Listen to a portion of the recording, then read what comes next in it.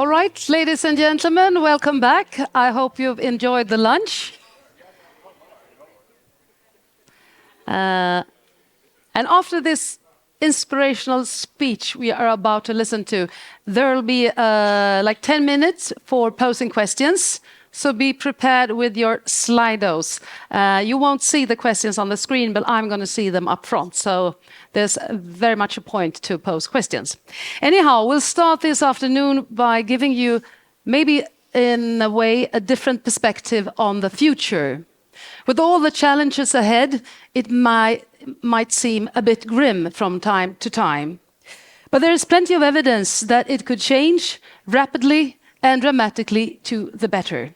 And joining us now to talk exactly about that is Rob Hopkins, founder of the International Transition Movement, appreciated author and TED Talk speakers. A very welcome to Rob Hopkins. Hello. So, Rob, the screen on the stage is all yours. Thank you so much. Hey, everybody. Lovely to see you. And I'm so sad that I'm not there with you in person. As a committed climate activist, I don't fly. So and the train journey was so tight, it would have meant arriving in Luleå about 3 hours before the talk began, which didn't really work. So my apologies for not being with you in person. But yeah, so I've got 20 minutes. And what I want to talk to you about is longing, which is something I think we don't talk about anywhere near enough in the movements that we are part of at the moment around change. And just to set the context for what I want to talk about, we know we're in a climate and ecological emergency. I'm sure if it's anything like where you are today, is several degrees hotter than it should be at this time of year. We are seeing wildfires and floods happening all around the world, and we've only gone up 1.2 degrees on pre-industrial levels. And what this picture really makes clear is that everything we associate with human history, culture, evolution, from the beginning of agriculture to the building of the Great Pyramids to the beginning of the Industrial Revolution, all happened in a very stable band of climate where we never went above 280 parts of CO2 per million, and we had a stable climate. We have burst out of that. We are now in a completely uncharted territory, and climate change is an existential question that demands that we really rethink everything. And David Holmgren, who is the co-founder of the permaculture movement, he talks about the stories that we tell each other now about where we go from here and how important those stories are. He says there are four main stories. The first one is techno explosion, that kind of Elon Musk idea that we'll all just go and live on Mars or something. I don't know why you'd want to go and live on a planet with no trees, really. The second is techno stability, that idea that we can just run a consumer-based, industrial, growth-based society. We'll just turn all the cars into electric cars and run it all on solar panels and it'll be fine. I think this challenge goes much, much deeper than that and demands us to recognize much more the limits of the natural world. The third one is collapse, which there are many movements now around the world who are saying collapse is now inevitable. I don't subscribe to that, but I think the longer that we leave it, it makes it far more likely.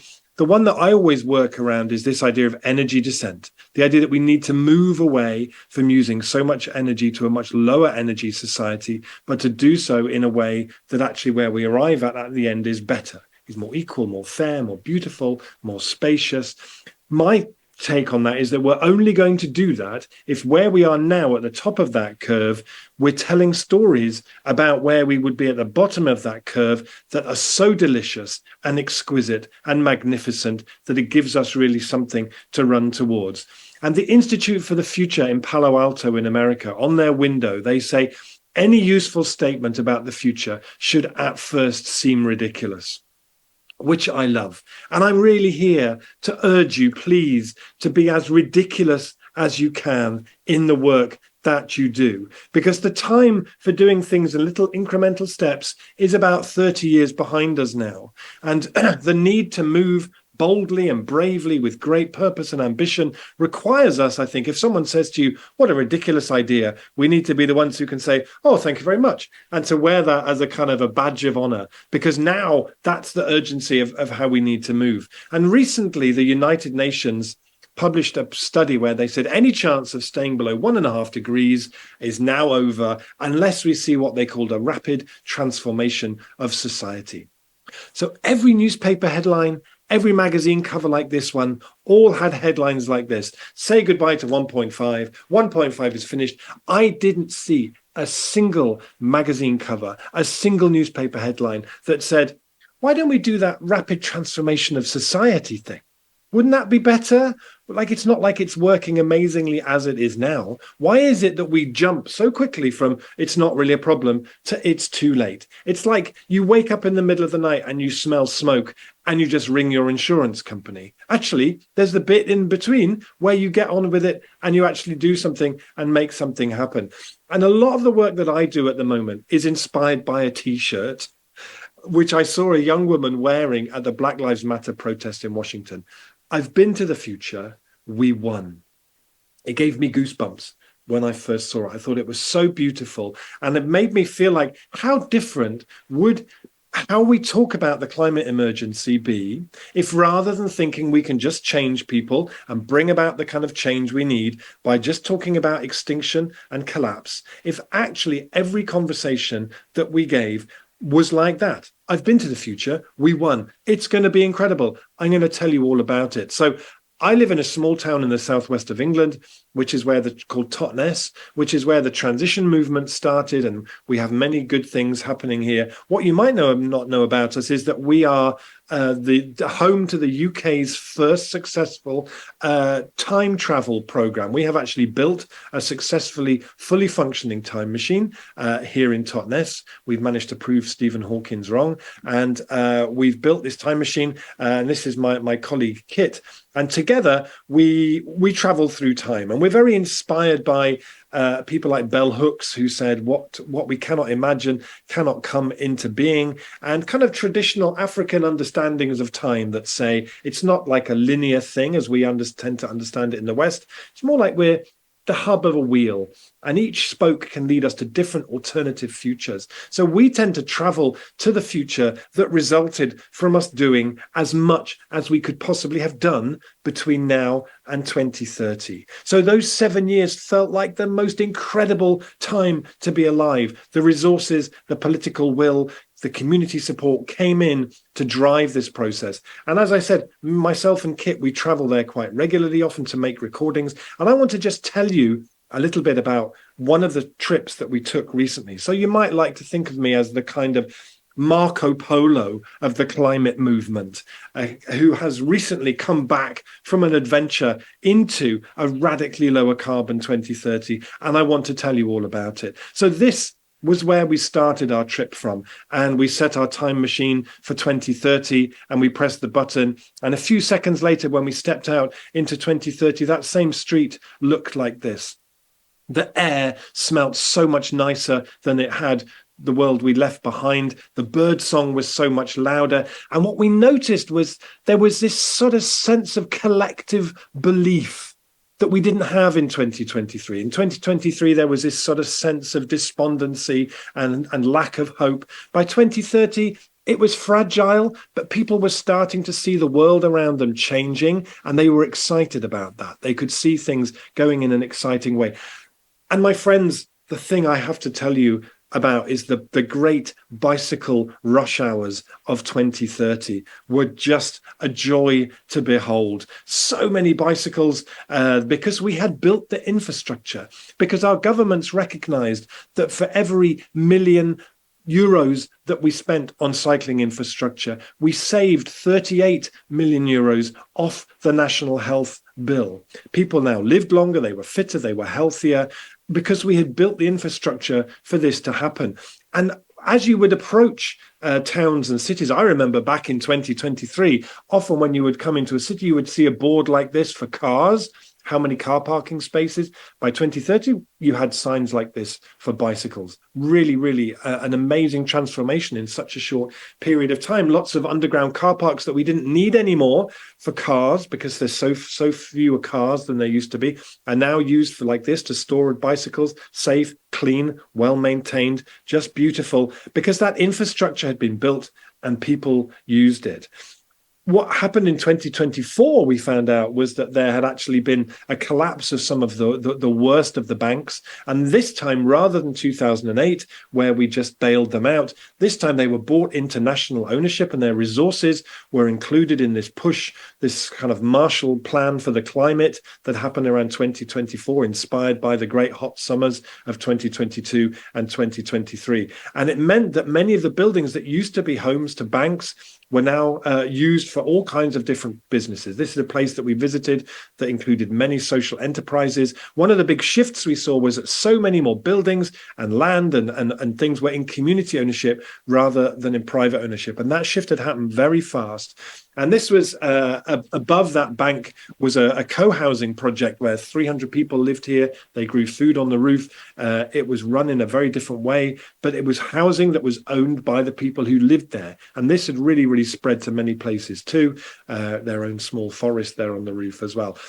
One of the things that I loved seeing, because it was something that I had talked about a lot back in the early 2020s, if you can remember back that far, was a shift to building a lot more using local materials. We realized around 2023 that the concrete industry is responsible for about 9% of the world's total carbon emissions. And so we needed to move away from that very quickly. So we visited this place, which was where they was this city where they're now building as standard even 9, 10, 11-story apartment blocks using timber from the region. You could stand on the top of here, see where that timber came from. They used straw bales in the walls. They used clay for the plasters. And it created this whole local industry of processing those materials, very low in carbon, beautiful, healthy, affordable homes for people. One of the things that we saw in many places was people were starting to close the streets to cars. This was a street that we visited. People were very proud to show us what their street had looked like back in 2023, what it looked like now. And one of the things that, as part of that we saw in many places was this, the removal of concrete and tarmac, because we realized during those hot summers that when you get above 36, 37 degrees in urban areas, concrete and tarmac kill people because they store so much heat and stop the absorption of moisture. And so now in most cities, we're about 30, 40% less hard surfaces than we used to be. It's one of the big growth industries, is the removal of concrete and tarmac, and cities now feel much softer and more pleasant places to live. Many supermarkets that, again, didn't really make it through this process have now been repurposed and are now home to many smaller, more community-owned enterprises. So when we look back from 2030 back to 2023, where did we see the kind of seeds of this future? What were people doing there that started to create that longing? One thing was that there were artists who started to draw the future. This was a guy who started to draw pictures and say, if our cities were the most biodiverse places they could be, what might they look like? If we started to take the cars out of our cities and use that space in different ways, what might that look like? So we started that process of cultivating longing. Activists started to, rather than just say, no, we don't want that, they started to create pop-up tomorrows. They started to bring the vision of the future into now so that people can see it. This was actually in 2019 when Extinction Rebellion closed Waterloo Bridge for 2 weeks and turned it into a forest. And many people were really moved by that experience of being in that pop-up tomorrow. And last year, in 2022, there was a pop-up tomorrow where Trafalgar Square was rewilded for the day to raise awareness about rewilding. So activism became much better. As the poet Rilke said, the future must enter into you a long time before it happens. And that became a key cornerstone of our activism.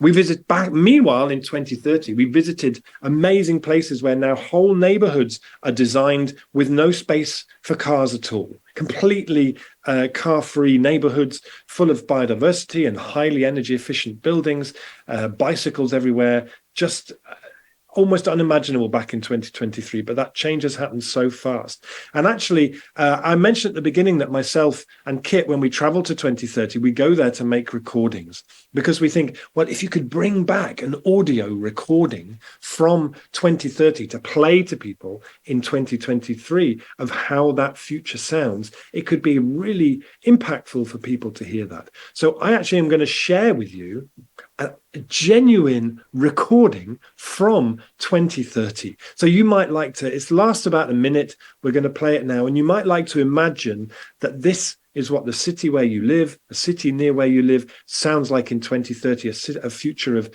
bicycles and children playing in the street and public transport. And you might like to close your eyes and just allow yourself to be transported to that future.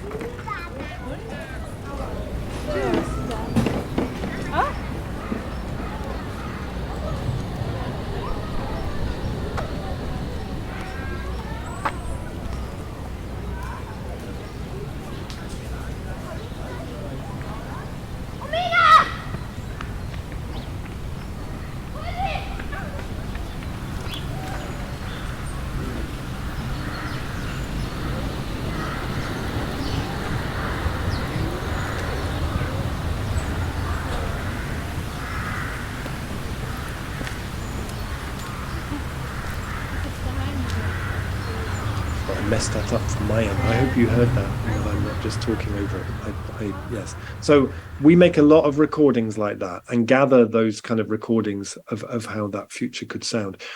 One of the things in many places was that, as I said before, we don't need underground car parks anymore. So many of those spaces were repurposed for things like this, growing mushrooms now, for food, for medicines, for leather substitutes. Even now in some cities, people are starting to build buildings using materials that are based on mushrooms. And we visited this incredible place that was a school that had been designed by the children. People were now much more involved in designing spaces, even children. So when you allow children to work with an architect to design a school, they design a building rather like this. And it turns out that when you ask them how they'd like their school to be, they say they'd like a rainforest in the middle of the school. And the education system has hugely changed now, very much based around sustainability and being a response to the climate emergency and building imagination. One of the big changes that we saw happen was that we developed the humility to recognize that beavers are much better hydrological engineers than human beings. And so we don't see so much flooding now because in the uplands, we've allowed beavers just to reclaim and reshape those landscapes, which now hold millions of liters of water and silt and sediment, and has led to an explosion of biodiversity too. Agriculture really started to change because it became clear that we couldn't just carry on farming in the way that we had before in a context of biodiversity loss and a huge decline of available water. So agriculture now includes a lot more trees and diversity. The ground is kept covered a lot more. And so the landscapes around us have become much more varied, much more diverse.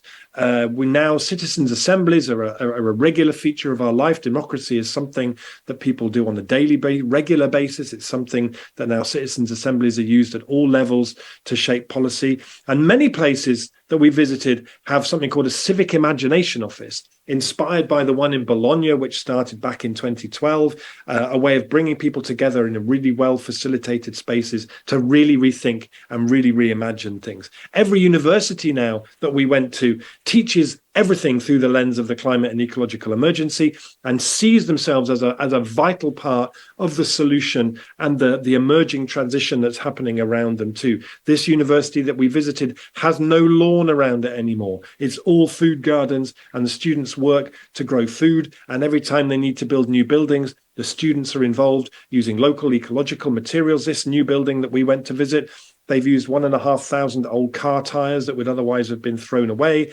local hemp, local timber, and the students are involved in it at every stage, in the construction, in the evaluation, in the monitoring, and education has really changed. We saw this place where the municipality here had bought this land to create a food garden to grow the food for the local schools. In about 2027, this model had spread to pretty much everywhere. Sodexo and companies like that collapsed around 2026 as a result.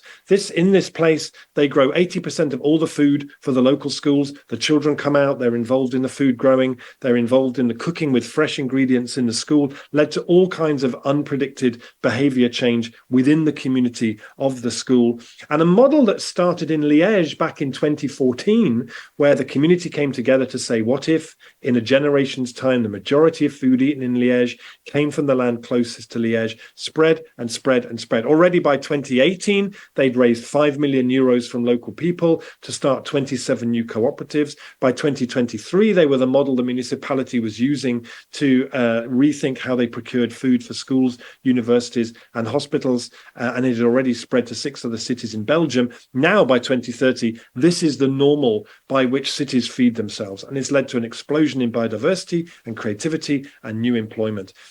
The world is now very, very close to meeting most of its energy needs from renewable energy. But the shift that happened was that now more than half of that is owned by communities. We use less energy, but what we do use is generated by renewables, and more than half of that owned by communities. So those benefits stay with local people.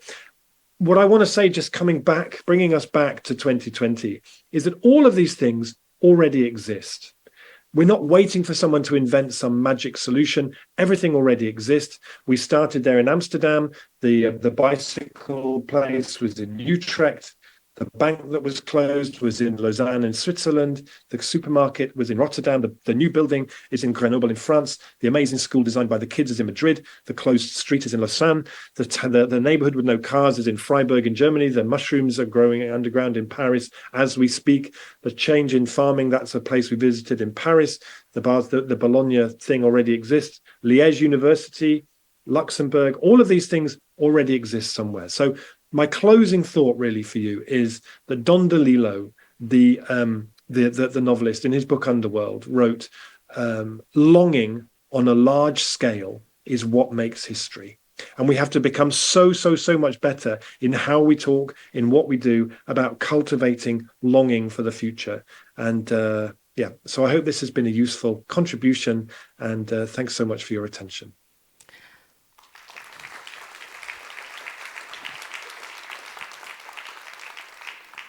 Thank you so much, Rob, and I think we are so happy that your examples are for real and not just from your future trip to the future. I'm going to see if we have any questions. We have this beautiful tool, Slido, so I'll see if the audience has posted any questions.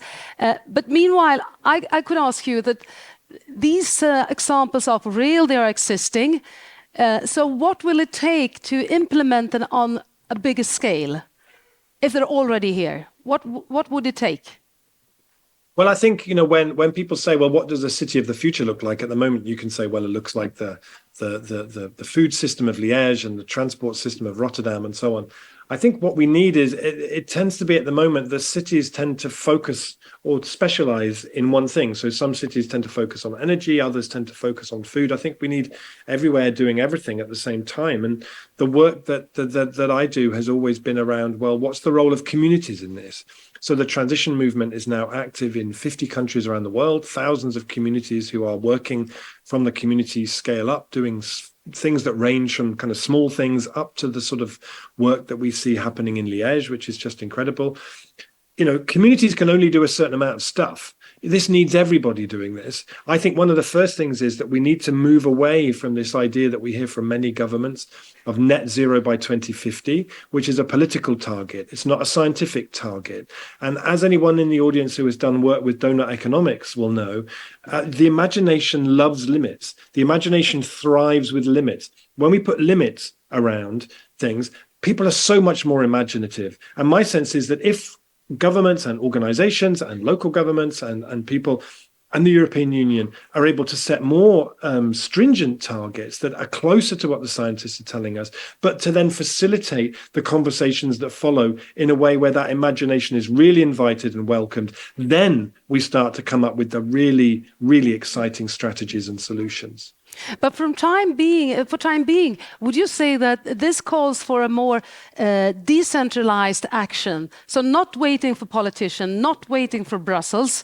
When they come with their strict rules, that'll be perfect. But from now on, does it take from the citizens to act in a more direct way? Yeah, we've always said in the transition movement since the beginning that there is no cavalry. We work as communities because this is deeply urgent, and we don't see the scale of ambition and urgency coming from the people in charge. But what's beautiful for me about the story of Liege, which I mentioned there, is that's a solution which started with communities coming together. And actually, already now, that idea has spread to 6 other cities in Belgium. It's spread to cities in France. I met the mayor of Marseille last year who said, we are buying land all around Marseille. We've told Sodexo when their contract runs out in 3 years, we're not going to be renewing it. And we're building a whole new food infrastructure for this city. But you can trace that back to that group of citizens sitting around a table, only 6 or 7 of them, and saying, so should we do that? Yes, let's do it. So I'm not saying for a moment that citizens can do all of this. Absolutely not. But where citizens' movements come in is that they can get started. They can start telling stories of solutions really, really quickly. And we need those kind of agile, nimble stories. Because this change you are describing, so though very inspiring, it also challenges, to be honest, the whole world economic order as it looks like today. So there are rather powerful, institutions that you have to overcome. What are the chances that we will succeed in that? Well, I am always inspired by a man called Peter Kalmus, who's a great climate scientist and activist, who's, when asked what gives him hope, he says the fact that we've barely tried yet. You know, there are so many solutions that we can be implementing at scale. The problem is that imagination needs space. If you are an organization set up to do a particular thing, you will just keep doing that thing forever and ever, because that's how everything is set up. You will not be in a position to fundamentally rethink what you're doing unless you intentionally create the space for that. I was part of doing some work with Patagonia, the clothing company, that was about creating an imagination space. One of the things that came out of it shortly afterwards was this shift in Patagonia to say, our main client now is the earth and is the climate emergency, and all of our profits will go into that. So I really salute the work of people like Phoebe Tickell, who is working with Camden Council in London to run an imagination activist training within that organization to create the people who are the imagination activists, who are the people who are empowered to ask the big what if questions, to do the really bold imaginative thinking. So I would really urge everybody here, whatever organization you're working in at whatever level, you have to create the space for these conversations with well facilitated, where people can be really bold in their reimagining. And I mentioned donut economics is one good model for facilitating that, but there are others, because we need to think much bigger and much more ambitiously if we're going to do this at speed and at scale. Rob, now has turned out a bunch of questions at the screen. Finally, I'm so glad. So I'll bring you some of them and see how much time we have. Someone asks, do you think the Green Deal, which is the green growth strategy of the EC, can lead us to this future you just described? I think a lot of it, there's a lot of stuff in there that will really help. But I tend to be thinking that we'll find a lot more solutions in the kind of degrowth movement. And there was a big 4-day summit at the European Parliament recently about degrowth. Ursula von der Leyen said something about, we need to move away from growth as the way that we measure success. So I think there's a lot of stuff in there, but if we're going to do it, I think we need to just have an honest conversation about growth. Because growth tends to drive extra consumption and carbon emissions. So, but we can still create an economic model that isn't growth-based, but in which people can flourish and local economies can thrive, and we can create good lives for people. Another question. All the examples presented are coming from very developed regions. What happens to, for example, to poor communities? How can we attract them to this sustainable future? A good question, because That's a very good question, yeah. It's about also bridging the future, right? Yeah, absolutely. And, when we designed the transition model, the transition movement, 17 years ago or something, he said, feeling very old, the idea was that the global north is the main problem here. The global north is generating the lion's share of carbon emissions and is exporting a notion of progress that is driving many economies in a different direction. And so my sense is that what I'm trying to do is working in the global north to get people to shift the story of what we think progress is, to get us longing to make that journey to a different kind of a future. In the global south, the challenges are different. And I think the models that are needed are different. So there's things like Via Campesina, the Buen Vivir movement, organizations and movements that are modeling, often very connected to indigenous movements, who are modeling different ideas of what development is. That's development on their own terms, not on kind of Western terms. And so I think in many ways, what we do in the global north to make that transition needs to be in solidarity with what's happening in the global south, and sharing information and knowledge, and trying to move to a much more equitable situation. All right, thank you. And one last question, and we're going back to the north now. Are people in Liege more content or happy than they used to be? And if so, in which ways? Well, just before Christmas, the mayor of Liege made me an honorary citizen of Liege. Oh, and I had so you're happy at least. I had a ceremony at the mayor's office, and he gave me a very nice medal, and I said, "Thank you very much. Could I also have my European citizenship back, please?" And he said, I can't ask for everything, Rob.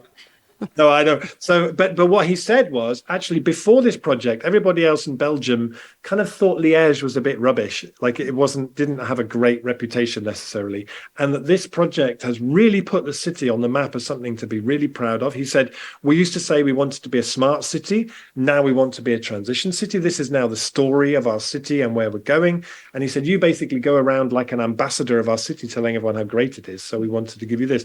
But I think it has led to a real sense of excitement. Every time I go there, they're doing new, amazing things. There's such an ambition in what they're doing, such a sort of can-do spirit that runs through everything that they do. So yeah, I think it's been really, really transformative. And I get the sense that they've really only just got started. And that, as I said, that model is now spread to many other cities in Belgium who are looking at Liège and going, that's great. And I think if the place that you live can have that sort of quality to it, that's something that everybody can be proud of. Rob Hopkins, it's been an absolutely pleasure listening to you, and thanks for addressing some of the questions. Thank you so much. So much. See you next time.